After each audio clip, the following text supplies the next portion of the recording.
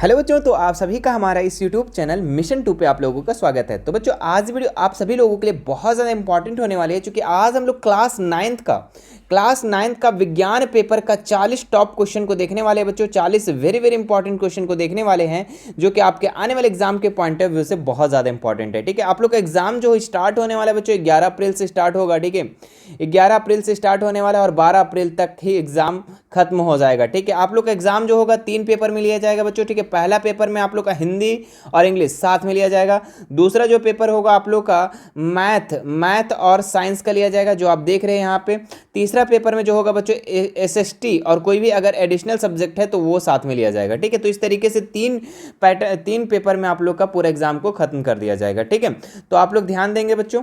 ठीक है, और इसके बाद हम लोग आज जो देखने वाले हैं विज्ञान का 40 इंपॉर्टेंट क्वेश्चन। ठीक है, इससे पहले आप लोग का मैथ के भी बहुत सारे क्वेश्चन हमने करवा दिया बच्चों, तो वो भी आप जाकर देख सकते हैं। ठीक है, और अपने प्रिपरेशन को अगर बढ़िया बनाना है, बहुत ही बेहतर बनाना है बच्चों, ठीक है, तो हमने चैनल पे जो है ना 2019 से लेके 2023 तक का सारा मॉडल पेपर करवा दिया हूँ। ठीक है, तो आप देख सकते हैं। और आप लोग एग्जाम के दृष्टि से अगर देखें, एग्जाम के पॉइंट ऑफ व्यू से देखें, तो previous model paper, previous question paper बहुत इंपॉर्टेंट होता है, क्योंकि क्वेश्चन जो होता है बच्चों उसी चीज़ को बार बार रिपीट करता है। ठीक है, नया क्वेश्चन कहाँ से लाएगा, विदेश से तो बुक आता नहीं है, तो यहीं से क्वेश्चन आता है। ठीक है, तो इसी क्वेश्चन को बार बार रिपीट किया जाता है, तो आप उस सभी सारे चीज़ को आप देख लेंगे। ठीक है, चैनल पर अपलोड है, प्लेलिस्ट में जाकर चेक कर सकते हैं, और सभी सब्जेक्ट का आप लोग 2019 से 23 तक का मॉडल पेपर देख सकते हैं, क्वेश्चन पेपर 3 साल का देख सकते हैं, सारा चैनल पे आप लोग को मिल जाएगा। ठीक है, तो चलिए हम लोग जिस चीज के लिए हम लोग आए थे 40 क्वेश्चन को देखने के लिए साइंस का, तो आज हम लोग 40 क्वेश्चन को हम लोग देख लेते हैं।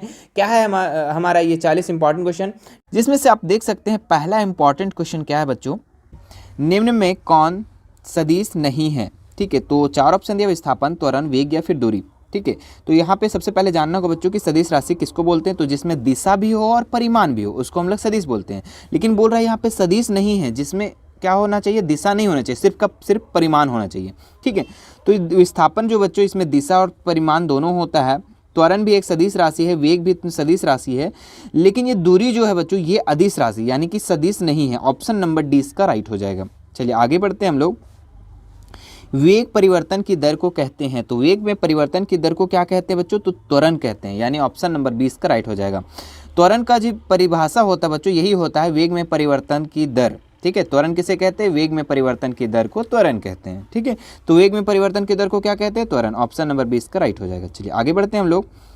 तीसरा नंबर प्रश्न में क्या लिखा हुआ है, चाल और वेग का मात्रक क्या है। ठीक है, तो चाल और वेग का जो मात्रक होता है बच्चों सेम होता है। ठीक है, उसका मात्रक जो होता है मीटर पर सेकेंड।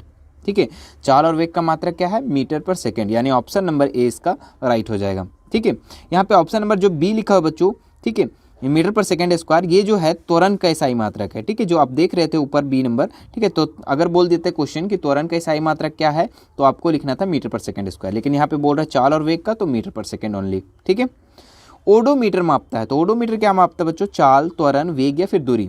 ठीक है, तो आपके जो गाड़ी में लगी होती है बच्चों जो मीटर, ठीक है, जो सामने लगी होती है हैंडल में, ठीक है, मीटर, उसमें 2 मीटर लगा होता है, एक ओडोमीटर और एक स्पीडोमीटर। ओडोमीटर क्या होता है ना, ये दूरी को मापता है कि आप कितने दूर चले हैं। ठीक है, और स्पीडो जो मीटर होता है बच्चों वो चाल को मापता है कि आप कितने स्पीड चल रहे हैं, 20 की स्पीड, 50 की स्पीड, 100 की स्पीड, है ना, ज़्यादा स्पीड में नहीं चलना है ना, मान लो 70 का स्पीड, 50 का स्पीड, इस तरीके से, है ना, तो आप कितने स्पीड से चल रहे हैं उसमें जो लगा होता है उसको स्पीडोमीटर कहते हैं। लेकिन ओडोमीटर जो मापता है बच्चों वो दूरी को मापता है, और क्वेश्चन हो जाता कि स्पीडोमीटर क्या मापता है, तो वो चाल को मापता। क्लियर है, चलो आगे बनाते हैं हम लोग question number 5। 20 metre per second kilometre घंटा में मान होगा। ठीक है, तो देखिए 20 मीटर पर सेकंड को हम लोग किलोमीटर में जब चेंज करेंगे बच्चों, तो क्या करेंगे, 20 का 20 लिख देंगे और इसको 18/5 से गुना कर देंगे। ठीक है, तो देखो गुना करने पे कितना आ रहा है, 5 चौके 20, 18 चौके 72। ठीक है, 72 किलोमीटर प्रति घंटा इसका राइट आंसर हो जाएगा। ठीक है, लेकिन क्वेश्चन अगर बोलता बच्चों कि किलोमीटर को प्रति घंटा में मीटर पर सेकंड में चेंज करने के लिए, तो हम यही संख्या को 5 और 18 को ही याद रखते, बस क्या करते इसको उल्टा कर देते। जैसे कि हम 72 किलोमीटर प्रति घंटा है, इसको मीटर पर सेकंड में चेंज करेंगे, तो 72 का 72 लिख दो। मीटर पर सेकंड में चेंज करने के लिए 5 को ऊपर रख देना है बच्चों और 18 को नीचे रख देना है। ठीक है, तो 18 चौके कितना होता है, 18 चौके 72 और 5 चौके 20। ठीक है, तो 20 मीटर पर सेकंड हो जाता। ठीक है, सेम यही क्वेश्चन को हम पलट देते तो। ठीक है। तो मीटर पर सेकंड से किलोमीटर घंटा में करने के लिए 18/5 से गुना करना होगा, और किलोमीटर को मीटर पर सेकंड में चेंज करने के लिए 5/18 से गुना करना होगा। सिंपल सी बात है। चलो आगे बनाते हैं। क्या लिखा हुआ है, एक कार की चाल 15 मीटर की दूरी तय करने में 18 किलोमीटर प्रति घंटा से 36 किलोमीटर प्रति घंटा हो जाती है, तो कार का त्वरण क्या है। ठीक है, तो सबसे पहले देखो बच्चों, दूरी जो दिया है ना मीटर में दिया हुआ, और यहाँ पे जो प्रारंभिक वेग और अंतिम वेग जो दिया हुआ है किलोमीटर में, तो सबसे पहले इसको चेंज करके हम मीटर पर सेकंड में करेंगे। ठीक है, चलो तो करते हैं। सबसे पहले तो सबसे पहले जो दिया हुआ है यहाँ पे प्रारंभिक वेग, जिसको हम लोग यू से डिनोट करते हैं। किससे? यू से। तो यू कितना दिया हुआ बच्चों? 18 किलोमीटर प्रति घंटा। ठीक है, तो इसको हम लोग मीटर पर सेकंड में चेंज करेंगे तो कितना हो जाएगा बच्चों? 5/18 करेंगे। ठीक है, बताए थे हम लोग किलोमीटर से प्रति मीटर पर सेकंड चेंज करने के लिए 5/18 से गुना करेंगे। तो 18 से 18 कट गया बच्चों, तो कितना आ गया? 5। ठीक है, यानी कि प्रारंभिक वेग जो हो गया 5। ठीक है, उसके बाद अंतिम वेग अब हम लोग निकालते हैं। अंतिम वेग को हम लोग भी से सूचित करते हैं। अंतिम वेग कितना बच्चों? 36 किलोमीटर। ठीक है, तो यहाँ 36 लिख देंगे, और इसको मीटर पर सेकंड में चेंज करने के लिए 5/18 से गुना कर देंगे। तो 18 दूनी 36 और 5 दूनी 10, यानी कि 10 हो गया। ठीक है, तो अब निकल गया यहाँ पे प्रारंभिक वेग और अंतिम वेग हमारा निकल गया 5 और 10। ठीक है, और दूरी भी हम लोग का दिया हुआ है। अब एक फार्मूला होता है बच्चों, उस फार्मूला पे हम लोग इसको बैठाएंगे। फार्मूला क्या होता है बच्चों? इसका फार्मूला होता है v² बराबर u² प्लस 2as। ठीक है, ये एक फार्मूला होता है, इस पर हम लोग पुट करेंगे। तो भी कितना था? 10, तो 10 का क्या कर देंगे बच्चों? स्क्वायर कर देंगे। ठीक है, फिर u कितना निकाले थे हम लोग? 5 निकाले थे, तो 5 का क्या करेंगे? स्क्वायर कर देंगे। फिर प्लस देंगे 2e a यहाँ पे नहीं दिया बच्चों, ए ही तो निकालने बोल रहा है, त्वरण एक्सेलरेशन निकालने बोल रहा है, तो ए का ए लिख दो। ठीक है, और क्या दिया हुआ यहाँ पे? एस जो दूरी को हम लोग बोलते हैं। ठीक है, तो 15 लिख दो यहाँ पे। ठीक है, चलो अब इसको हम लोग सॉल्व करते हैं। तो 10 दहें कि कितना हो गया बच्चों? तो 100 हो गया, और यहाँ पे 5 से 25 हो गया, और यहाँ पे 15 दूनी 30 ए हो गया। 15 दूनी 30 ए। ठीक है, अब ये 25 को जो नंबर को नंबर साइड हम लोग कर लेंगे। पहले इतने स्क्रीनशॉट ले लो बच्चों। ठीक है, ले लिए होंगे, या फिर चलो यहाँ पे बना देता हूँ मैं। समझो इसको, यहाँ पे बना दे रहे हैं। 100 का 100 रहने दो, और ये 25 इधर माइनस में चला जाएगा बच्चों, तो -25। ठीक है, और बराबर में क्या हो जाएगा? इधर 30a है ना, तो 30a यहाँ पे लिख दो, 30a।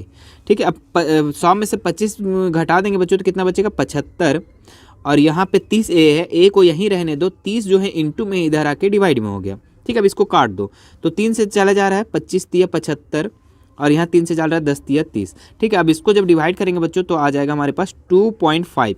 ठीक है, मीटर पर सेकेंड स्क्वायर, चूँकि त्वरण का जो एसआई मात्रक होता है मीटर पर सेकेंड स्क्वायर, तो 2.5 मीटर पर सेकेंड स्क्वायर इसका राइट आंसर हो जाएगा। स्क्रीनशॉट ले लो बच्चों।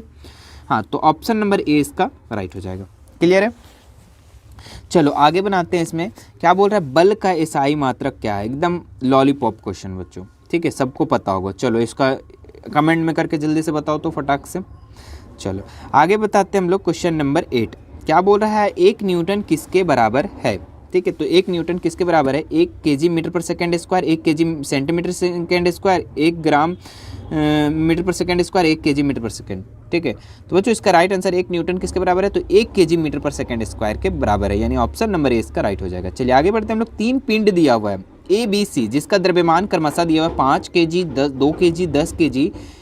इनमें से किसका जड़त्व सबसे कम है? ठीक है, तो जिसका द्रव्यमान सबसे कम होगा बच्चों, उसका जड़त्व कम होगा।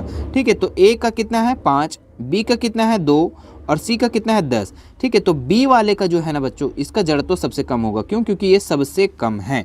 तो देखिए बी कहाँ है? ऑप्शन नंबर बी में बी है, तो बी का जो है जड़त्व कम होगा। अगर क्वेश्चन बोल देता है कि सबसे जड़त्व अधिक किसका होगा, तो सी का होता बच्चों, क्योंकि ये सबसे बड़ा है ना, सबसे ज़्यादा इसका द्रव्यमान है। क्लियर है? चलो आगे बनाते हैं हम लोग। क्वेश्चन नंबर 10 क्या लिखा हुआ है? 1 kg द्रव्यमान पर 1 न्यूटन का बल लगाने पर उत्पन्न त्वरण का मान होगा। ठीक है, तो 1 kg जब हम लोग लगाएंगे द्रव्यमान, 1 kg द्रव्यमान 1 न्यूटन बल लगाने पर उत्पन्न त्वरण का मान होगा। ठीक है, तो इसका एक फॉर्मूला होता है बच्चों, F बराबर ma। इसी पे पुट कर दो, आंसर आ जाएगा। ठीक है, तो F फोर्स कितना लग रहा है? 1 न्यूटन, तो 1 रख दो। मास, द्रव्यमान कितना दिया बच्चों, मास इसको बोलते हैं द्रव्यमान को, है ना, तो 1 kg। और ए निकालने बोल रहा है, त्वरण निकालने बोल रहा है, एक्सेलरेशन निकालने बोल रहा है, तो ए का ये लिख दो, ठीक है। अब ये देखो 1 जो है बच्चों इधर आके डिवाइड में हो गया, तो 1/1 is equal to a, is equal to 1 ही होगा, है ना, तो ए इज इक्वल टू 1, ठीक है, ए इज इक्वल टू 1, ठीक है। और एक्सेलरेशन का जो एसआई मात्रक हमने बताया था बच्चों, वो क्या होता है, मीटर पर सेकेंड स्क्वायर, ठीक है।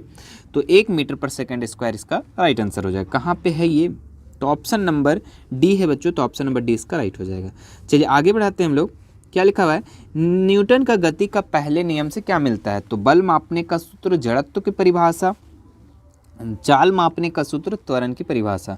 तो न्यूटन का गति का जो नियम से मिलता है बच्चों, वो जड़त्व का परिभाषा मिलता है, ठीक है। जड़त्व का परिभाषा में क्या था बच्चों कि यदि कोई वस्तु विराम अवस्था में तो विराम अवस्था में रहना चाहेगी, और गति में है तो सिर्फ वो गति में रहना चाहेगी। यही था जड़त्व का नियम, न्यूटन का पहला नियम, ठीक है। तो ऑप्शन नंबर 20 का राइट हो जाएगा। चलिए आगे बनाते हैं हम लोग 12 नंबर, क्या लिखा है, न्यूटन गति के कौन से नियम से बल मापने का सूत्र मिलता है, ठीक है। तो जो बल मापने का सूत्र जो होता है बच्चों, वो होता है दूसरे नियम से मिलता है हमको, ठीक है। बल का 3 नियम था, जिसमें से पहला नियम जड़त्व का नियम, और दूसरा नियम था बच्चों वो, उससे हम लोग का बल मापने का सूत्र मिलता है, और तीसरा जो नियम था क्रिया के बदले प्रतिक्रिया, ठीक है। एक बार रिमाइंड करवा दिए, याद हो जाना चाहिए। चलो आगे बनाते हैं हम लोग 13 नंबर सवाल, क्या लिखा हुआ है, जी का मान कितना होता है, तो जी का मान जो होता है बच्चों 9.8 मीटर पर सेकेंड स्क्वायर, ठीक है। तो ऑप्शन नंबर 20 का राइट हो जाएगा। चलिए आगे बनाते हैं बच्चों 14 नंबर सवाल, क्या लिखा हुआ है, 60 kg द्रव्यमान किसी मनुष्य का चंद्रमा पर भार होगा, ठीक है। तो देखो कैसे करना है, इसको बनाना है, ध्यान देना। 60 kg द्रव्यमान वाले किसी मनुष्य का चंद्रमा पर कितना भार होगा, यही चीज़ क्वेश्चन पूछ रहा है ना। तो एक फॉर्मूला होता है बच्चों, क्या होता है, W बराबर work is equal to M into g, ठीक है। तो अब बताना है यहाँ मास कितना है बच्चों, यहाँ 60 kg है, और यहाँ पे ग्रेविटेशन कितना दिया हुआ है, तो 10 मीटर पर सेकंड, तो 10 लिख देंगे। देखो है 9.8 मीटर पर सेकंड स्क्वायर, ठीक है, लेकिन यहाँ पे अप्रॉक्स लेके यहाँ पे 10 माना गया है, ठीक है। तो मान लो ना जो दिया हुआ है वही, उसी के हिसाब से चलेंगे हम लोग। हाँ तो 10, तो कितना हो गया 60, 600, ठीक है। 60 को 10 से गुना किया तो 600 हो गया, ठीक है। अब ये चंद्रमा का जो भार होता है, जितना पृथ्वी का भार होता है उसका 1/6 गुना होता है बच्चों, तो 1/6 इसका हम लोग गुना कर देंगे, तो कितना हो जाएगा 100, कितना हो जाएगा 100, यानी कि इसका जो राइट आंसर हो जाएगा बच्चों 100 न्यूटन, ठीक है। तो कहाँ पे है 100 न्यूटन, इसका राइट आंसर हो जाएगा ऑप्शन नंबर सी, ठीक है। चलो आगे बनाते हैं अब हम लोग 15 नंबर सवाल, क्या लिखा हुआ, शरबत बनाते समय पानी में चीनी मिलाने पर चीनी पानी में मिल जाता है, यह पदार्थ के कणों के किस गुण के कारण को दर्शाता है। तो जो हम लोग शरबत जो बनाते हैं बच्चों, उसमें चीनी और पानी को घोल देते हैं और दोनों मिल जाता है, तो ये किस गुण को दर्शाता है, पदार्थ के कणों के बीच रिक्त स्थान होता है, पदार्थ गतिशील होते हैं, पदार्थ चिकन के एक दूसरे आकर्षित करते हैं, उपरोक्त सभी। तो बच्चों इसका जो राइट आंसर हो जाएगा ऑप्शन नंबर ए, पदार्थ के कणों के बीच रिक्त स्थान होता है, ठीक है। चलो आगे बनाते हैं हम लोग 16 नंबर सवाल, क्या लिखा हुआ है, निम्नलिखित में से कौन पदार्थ का उदाहरण है। तो यहाँ पे पदार्थ कौन सा पदार्थ है, विचार, शीत, शीतल पेय, स्नेह, ठीक है। विचार, हम लोग कोई भी विचार कर रहे हैं, कोई पदार्थ है, ये तो सोच है ना, सोच रहे हम लोग, पदार्थ नहीं है, कट गया। शीत, ये भी तो पदार्थ नहीं है बच्चों, ठीक है। शीतल पेय, पीने वाला पानी बच्चों, ये एक तो पदार्थ है कि नहीं, बिल्कुल पदार्थ है, ऑप्शन नंबर सी इसका राइट हो जाएगा। स्नेह, स्नेह का मतलब होता है बच्चों प्यार, ठीक है। जो अपने जो माँ है अपने बच्चों से जो प्यार करती है, स्नेह है, ठीक है, वो क्या एक पदार्थ है, नहीं, तो वो भी नहीं है, ठीक है। तो ऑप्शन नंबर सी इसका राइट हो जाएगा। चलिए आगे बनाते हैं हम लोग 17 नंबर सवाल, क्या लिखा हुआ है, दो विभिन्न पदार्थों के कणों का स्वतः मिलना कहलाता है। जो दो पदार्थ को अपने आप मिल जाना, मतलब स्वतः मिलना, मतलब अपने आप मिलना क्या कहलाता है, विसरण, वाष्पीकरण, घुलना, संपीड़ित, ठीक है। तो जो दो पदार्थ है बच्चों, उसका कणों जो स्वतः मिल जाता है उसको हम लोग विसरण कहते हैं। जैसे कि आप पानी में स्याही डाल दो बच्चों, तो वो ऑटोमेटिक पूरा का पूरा पानी जो है स्याही कलर हो जाएगा, ठीक है, ब्लू हो जाएगा, जो भी स्याही आप डालेंगे। तो वो किस कारण होता है बच्चों, तो विसरण के कारण होता है, ऑप्शन नंबर ए इसका राइट हो जाएगा। चलिए 18 नंबर सवाल को देखते हैं, क्या लिखा हुआ है, किसी तत्व के द्रव्यमान के प्रति इकाई आयतन को क्या कहते हैं, घनत्व, तरलता, दृढ़ता, द्रव्यमान, ठीक है। तो किसी तत्व का द्रव्यमान के प्रति इकाई आयतन को बच्चों, उसको हम लोग घनत्व कहते हैं, ऑप्शन नंबर ए इसका राइट हो जाएगा, ठीक है, याद कर लीजिएगा। चलिए आगे हम लोग 19 नंबर सवाल में आते हैं, 2 ग्राम हाइड्रोजन 16 ग्राम ऑक्सीजन के साथ मिलकर 18 ग्राम जल का निर्माण करता है, तो यह नियम को किस नियम को प्रदर्शित करता है?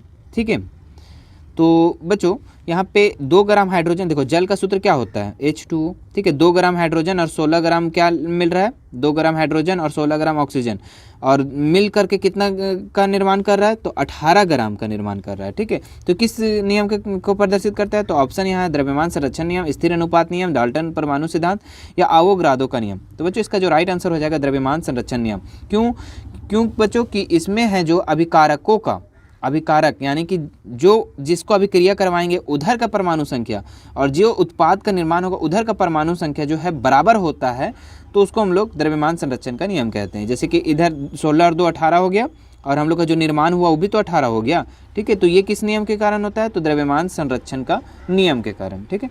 चलिए 20 नंबर सवाल देखते हैं। जल में हाइड्रोजन एवं ऑक्सीजन की द्रव्यमान का अनुपात सदैव 1:8 रहता है, यह किस नियम को दर्शाता है? ठीक है, तो जल में हाइड्रोजन और ऑक्सीजन का जो द्रव्यमान का अनुपात ऑलवेज सदैव हमेशा 1:8 होता है, ये किस नियम को दर्शाता है? तो ये स्थिर अनुपात का नियम, यानी ऑप्शन नंबर 20 का राइट हो जाता है, ठीक है। चलिए 21 नंबर सवाल देखते हैं हम लोग। क्या लिखा हुआ है? परमाणु त्रिज्या को किस मात्रक में मापते हैं? तो परमाणु त्रिज्या को जो मापते हैं बच्चों उसको हम लोग नैनोमीटर में मापते हैं, ऑप्शन नंबर ए इसका राइट हो जाएगा। परमाणु द्रव्यमान को किस इकाई में मापते हैं? ठीक है, तो यहाँ पे नैनोमीटर, ठीक है, या पीएम, फिर मीटर या फिर यूनिट, किस में है इसको मापते हैं बच्चों? ठीक है, तो परमाणु द्रव्यमान को जो मापते हैं बच्चों इसको हम लोग यूनिट में मापते हैं, यू से डिनोट करते हैं, ऑप्शन नंबर डी इसका राइट हो जाएगा। किस पदार्थ का सूक्ष्मतम कण जो स्वतंत्र रूप में रह सकता है क्या कहलाता है? किसी पदार्थ का सूक्ष्मतम कण जो है स्वतंत्र रूप से रह सकता है क्या कहलाता है? परमाणु, अणु, परमाणु द्रव्यमान इकाई, आयन, ठीक है। तो सूक्ष्मतम जब भी बोल देगा बच्चों स्वतंत्र रूप से रह सकता है तब ये अणु हो जाएगा, ठीक है। लेकिन बोल दिया पदार्थ का सूक्ष्मतम कण कौन सा हो जाएगा? तो वो परमाणु होगा, लेकिन स्वतंत्र रूप से कौन रह सकता है? तो ये अणु हो जाएगा, ऑप्शन नंबर 20 का राइट हो जाएगा। चलिए जल की परमाणुकता कितनी है? तो सबसे पहले जल का सूत्र आपको याद रखना होगा बच्चों, तो क्या होता है जल का सूत्र H2O, ठीक है। तो इसकी परमाणुकता कितनी है? तो हाइड्रोजन का 2 और ऑक्सीजन का कितना है? ऑक्सीजन 1 है ना, इसके आगे तो 1 छुपा हुआ है ना, तो 1, तो कितना हो जाएगा? 2 और 1 3, यानी कि मतलब समझ में आया कि इसकी परमाणुकता कितनी होगी? तो 3 हो जाएगा, ऑप्शन नंबर सी इसका राइट हो जाएगा। चलिए आगे बढ़ते हैं हम लोग 25 नंबर सवाल। निम्नलिखित में से किसकी यौगिक परमाणुकता 5 है? ठीक है, तो सबका पहले सूत्र आप लोग को जानना होगा बच्चों, ठीक है। तो अमोनिया का जो सूत्र होता है उसका होता है NH3, ठीक है। कार्बन डाइऑक्साइड का तो आप लोग को पता है, बच्चा से पता है, बच्चा को, है ना, कार्बन डाइऑक्साइड का CO2।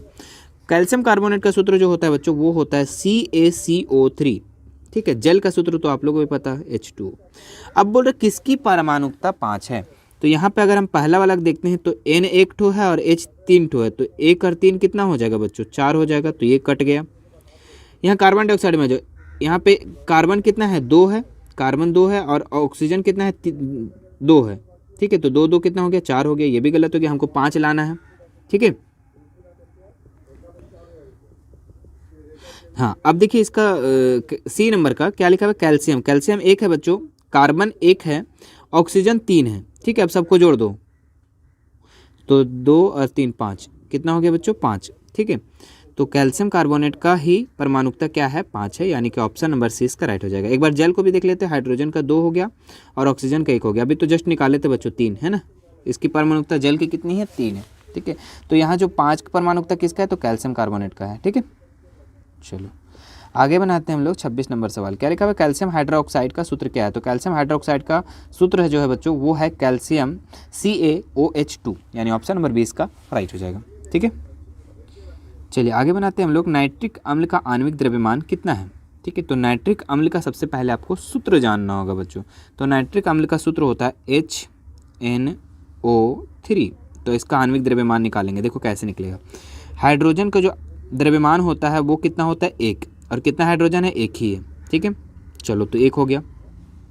अब उसके बाद नाइट्रोजन में आ जाओ बच्चों, ठीक है। तो नाइट्रोजन का जो द्रव्यमान है उसका 14 होता है, और कितना नाइट्रोजन है? तो 1 ही ठो नाइट्रोजन है, तो यहाँ पे 14 प्लस हो गया।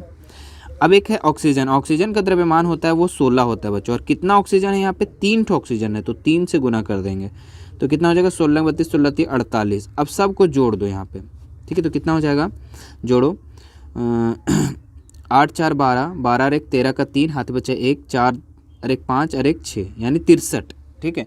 तो नाइट्रिक अम्ल का जो आणविक द्रव्यमान हो जाएगा बच्चों वो 63, यानी ऑप्शन नंबर ए इसका राइट हो जाएगा, 63। ठीक है। तो सबसे पहले इसको बनाने से पहले बच्चों आप लोग को द्रव्यमान याद करना होगा। ठीक है, वो आपका टेलीग्राम में हम सेंड कर दिए हैं, वहाँ से आप देख सकते हैं। ठीक है, हम लगता है 5 से 6 दिन पहले हम इसको सेंड कर दिए हैं, सबका द्रव्यमान और उसका परमाणु संख्या ये दोनों हम सेंड कर दिए, वहाँ से आप देख सकते हैं। ठीक है, तो ये याद रखना होगा, कम से कम 5-6 है, ज़्यादा नहीं है। ठीक है, तो उसको याद कर लो। आगे देखते हैं हम लोग, कोशिका की खोज किसने की? तो कोशिका की खोज बताओ, कमेंट करके बताओ बच्चों। ठीक है, चलो ठीक है। वीडियो अच्छा लग रहा होगा बच्चों तो लाइक ज़रूर कीजिएगा। ठीक है, और ज़्यादा से ज़्यादा शेयर कीजिए। ठीक है, चलिए बढ़ते हैं नेक्स्ट में। निम्नलिखित में कौन जीव एक कोशिकीय है? ठीक है, तो पैरामीशियम, कवक, आम, अंडाणु। तो इसमें से अगर हम देखें बच्चों निम्नलिखित में से, तो एक कोशिकीय जीव है ये पैरामीशियम है। ठीक है, अमीबा भी एक कोशिकीय जीव है। ठीक है, अगर अमीबा रहता तो अमीबा में हम लोग टिक करते हैं। ठीक है, पैरामीशियम और अमीबा क्या है, ये एक कोशिकीय जीव है। ठीक है, चलिए पादप कोशिका की सबसे बाहरी परत। ठीक है, तो पादप कोशिका की सबसे बाहरी परत जो होता है बच्चों वो कोशिका भित्ति होता है। ठीक है, ऑप्शन नंबर बी इसका राइट हो जाएगा। ठीक है, और अगर जंतु कोशिका का बोलता बच्चों तो वो होता कोशिका झिल्ली हो जाता है, लेकिन पादप कोशिका की सबसे बाहरी परत कोशिका भित्ति होता है, याद कर लेना। चलो, कोशिका भित्ति बनी होती है, तो कोशिका भित्ति जो बनी होती है बच्चों किससे होती है? प्रोटीन, कार्बोहाइड्रेट, सेल्यूलोज, लिपिड से। तो कोशिका भित्ति जो बनी होती है बच्चों वो सेल्यूलोज से। ठीक है, तो ऑप्शन नंबर 6 का राइट हो जाएगा। कोशिका झिल्ली का कोशिका के बाहर अपने भोजन का तथा अन्य पदार्थ का ग्रहण करने की प्रक्रिया को क्या कहते हैं? वर्णनात्मक प्रगाम्य, या फिर इंडोसाइटोसिस, या फिर अवशोषण, अल्प प्रसरण। ठीक है, तो इसको बोलते हैं बच्चों, ठीक है, इस प्रक्रिया को इंडोसाइटोसिस। ठीक है, जो कोशिका है अपने भोजन या फिर अन्य पदार्थ का ग्रहण करने की जो प्रक्रिया है उसको हम लोग इंडोसाइटोसिस कहते हैं। क्लियर है? चलो आगे बनाते हैं हम लोग। 33 नंबर सवाल क्या लिखा हुआ है? निम्नलिखित में आनुवांशिक गुणों की सूचना कहाँ होती है? ठीक है, तो आनुवांशिक गुणों की सूचना कहाँ होती है? माइटोकॉन्ड्रिया में, कोशिका द्रव्य में, राइबोसोम में, या गुणसूत्र में। ठीक है, तो गुणसूत्र में होता है बच्चों। ठीक है, कोशिका की जो में आनुवांशिक गुण होता है, ठीक है, जो पीढ़ी दर पीढ़ी बोलते हैं हम लोग। ठीक है, तो वो किस में होती है, कहाँ होती है सूचना उसका? तो गुणसूत्र में। ठीक है, अगर क्वेश्चन आ गया बच्चों कि मनुष्य में कितने जोड़े गुणसूत्र पाए जाते हैं, तो लिखना है 23 जोड़े। ठीक है, लिख देना। ठीक है, याद रखना ये सब भी। चलो बनते हैं हम लोग आगे। लाइसोसोम कौन बनाता है? तो माइटोकॉन्ड्रिया, कोशिका द्रव्य, राइबोसोम, गोल्जी का उपकरण। तो लाइसोसोम जो बनाता है बच्चों वो गोल्जी का उपकरण। ठीक है, एक कमेंट करके जरूर बताना बच्चों। ठीक है, कि आत्महत्या की थैली किसे कहते हैं? ठीक है, उम्मीद है कि बहुत सारे कमेंट ज़रूर आएंगे, है ना, उम्मीद है। ठीक है, और एक और कर देना कमेंट, ठीक है, कि कोशिका का बिजली घर किसे कहते हैं? ठीक है, बहुत सारे क्वेश्चन हम करवा दिए बच्चों, ये सब लॉलीपॉप क्वेश्चन है, एकदम एग्जाम में पूछ ही देता है लगभग। ठीक है, चलो आप 35 नंबर सवाल को देखते हैं, क्या लिखा हुआ है? किसी विशेष कार्य को करने के लिए कोशिका एक विशेष समूह बनाती है, इस समूह को क्या कहते हैं? अंग, अंगतंत्र, उत्तक, या फिर व्यष्टि। ठीक है, तो किसी कार्य को, कोई विशेष कार्य को करने के लिए कोशिका एक विशेष समूह बनाती है। बहुत सारी कोशिका मिलकर के क्या निर्माण करता है बच्चों? तो ये उत्तक का निर्माण करता है ना। तो यहीं से समझ में आ गया, यहीं से पकड़ आ गया होगा। ठीक है, कि एक समूह का निर्माण कर रहा है, सभी कोशिका मिल करके एक समूह का बनाता है, उसको हम लोग उत्तक कहते हैं, और इसी समूह को क्या कहते हैं? उत्तक। सिंपल सी बात है। ठीक है, आप लोगों को पता है कि बच्चों की सबसे, मनुष्य का या फिर किसी भी जीव जंतु का सबसे छोटा इकाई कोशिका होता है। कोशिका के बाद क्या होता है? उत्तक होता है बच्चों। उत्तक के बाद क्या होता है? अंग होता है। ठीक है, अंग के बाद क्या होता है? अंगतंत्र होता है। ठीक है, लो बना दिए सीरीज ऐसे, और जब अंगतंत्र बन जाता है तो फिर आपका पूरा बॉडी तैयार हो जाता है। ठीक है, चलो बढ़ाते हम लोग। तना के शीर्ष भाग में कौन सा उत्तक पाया जाता है? तो विभोज्य उत्तक, कॉलम काइमा, स्क्लेराइमा, विभोज्य उत्तक। ठीक है, तो तना के शीर्ष भाग में जो उत्तक पाया जाता है उसको हम लोग विभोज्य उत्तक कहते हैं। ठीक है, तो ऑप्शन नंबर ए और डी इसको दोनों राइट हो जाएगा। ठीक है, कुछ मिसप्रिंट है, आपके एग्जाम में मिसप्रिंट नहीं रहेगा। पौधों में पत्तियों द्वारा बने भोजन का संवहन पौधे के सभी भागों में कौन उत्तक करता है? ठीक है, तो जो पौधा में पत्तियों में जो बनता है भोजन, वो भोजन है जो अन्य भाग तक पहुंचाता है, वो कौन काम करता है? जाइलम, फ्लोएम, विभोज्य उत्तक, पैरेन्काइमा। ठीक है, तो इसका जो काम है बच्चों वो फ्लोएम का काम है। ठीक है, जाइलम क्या करता है? जड़ से खनिज, लवण, पानी, जल जितना भी है ना, गैस उस उठा के ले जाता है पत्ती तक, है ना, और पत्ती में क्या होता है? भोजन बनता है। ठीक है, तो ये काम जाइलम का है। और फ्लोएम क्या करता है? वो सबको खाना बांट देता है। ठीक है, तो अन्य भाग तक जो खाना पहुँचाता है उसको हम लोग फ्लोएम कहते हैं। क्लियर है? चलिए अब लोग आते हैं 38 नंबर सवाल में। अस्थि और मांसपेशियों को जोड़ने वाली रचना क्या है? लिगामेंट, टेंडन, तंत्रिका, मांसपेशी। ठीक है, तो अस्थि यानी हड्डी और मांसपेशी जहाँ जुटता है बच्चों, उसको हम लोग टेंडन कहते हैं, यानी ऑप्शन नंबर 20 का राइट हो जाएगा। ठीक है, चलो आगे आते हैं हम। नारियल के रेशे में कौन सा उत्तक पाया जाता है? तो विभोज्य उत्तक, कॉलम काइमा, स्क्लेरेकाइमा, पेरेनकाइमा। तो नारियल का रेशा में जो उत्तक पाया जाता है वो स्क्लेरेनकाइमा होता है बच्चों, यानी ऑप्शन नंबर सी इसका राइट हो जाएगा। चलिए, अस्थि एक उत्तक है, मतलब हड्डी है ना, एक उत्तक है। कौन सा उत्तक है बच्चों? संयोजी उत्तक, तंत्रिका उत्तक, एपिथेलियम उत्तक या पेशी उत्तक। ठीक है, तो अस्थि उत्तक जो है बच्चों ये संयोजी उत्तक है, यानी ऑप्शन नंबर ए इसका राइट हो जाएगा। ये था बच्चों आप